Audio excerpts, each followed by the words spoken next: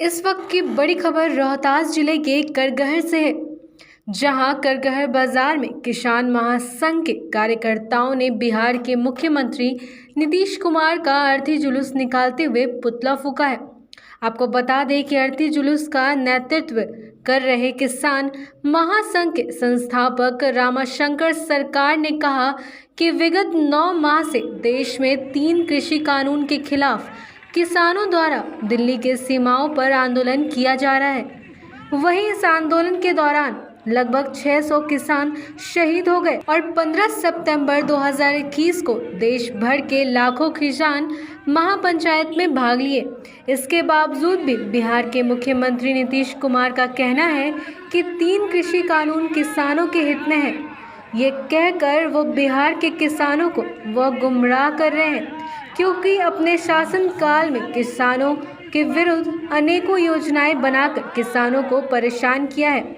उन्होंने कहा कि बिहार राज्य कृषि उत्पाद बाजार समिति में किसानों को अच्छी व्यवस्था थी, लेकिन 2006 में मुख्यमंत्री नीतीश कुमार ने उसे भंग कर दिया, जिसके कारण किसानों की उपज बेचने में आज अच्छा दाम नहीं मिल रहा है।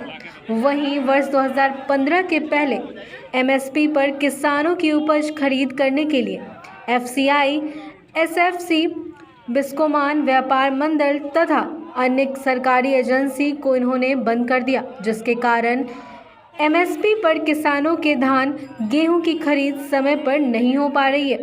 फिर भी मुख्यमंत्री 3 कृषि कानून को सही ठहरा रहे हैं, जिसके कारण किसान महासंघ से जुड़े कार्यकर्ताओं ने उनका पुतला फूंका है।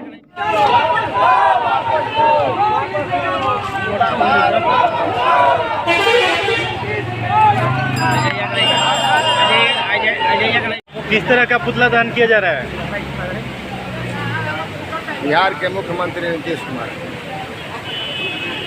कुमार किसान विरोधी हैं।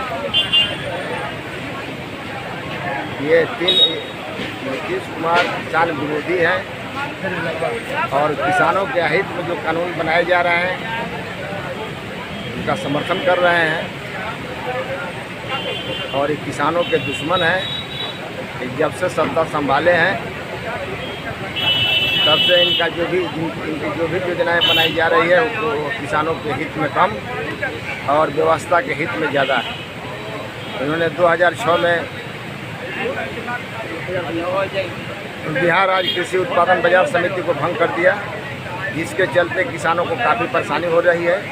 कृषि उत्पादन बाजार समिति में किसानों का जो अनाज सुरक्षित रहता था, अच्छा दाम मिलता था, और इन्होंने भंग कर दिया।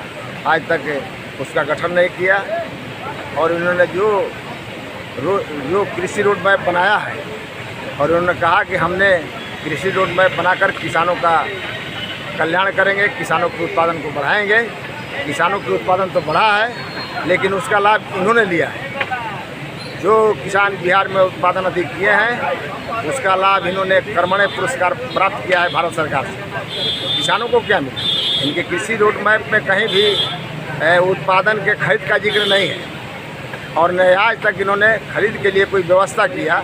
इसलिए नीतीश कुमार जो है किसान के विरोधी हैं। इनकी जो भी योजनाएं होती हैं वह व्यवस्था के हित में होती है और किसानों के हित में कम, व्यवस्था के हित में ज़्यादा होती है। और इस तरह इन्होंने जो रोड मैप घोषणा किया और ये कहते हैं कि हमने भी बिहार में किसानों को उत्पादन बढ़ाने का काम किया है। निश्चित रूप से उत्पादन बढ़ा, लेकिन किसानों को एमएसपी का लाभ भी नहीं मिलता। इन्होंने ऐसी नहीं व्यवस्था की जिससे किसानों को एमएसपी भी लाभ मिले। न इन्होंने रोड मैप में कहीं व्यवस्था की है, न ऐसे भी कहीं किया है। 2015 के पहले एसएफसीआई, बिस्कोमान, अन्य एजेंसियां खरीद कर दी थी। इन्होंने उसको बंद कर दिया 2015 में। केवल एक पैक्स के जिम्मे लगा दिया है, जिसके चलते किसानों का 5% भी अनाज बिहार में खरीद नहीं हो रहा है।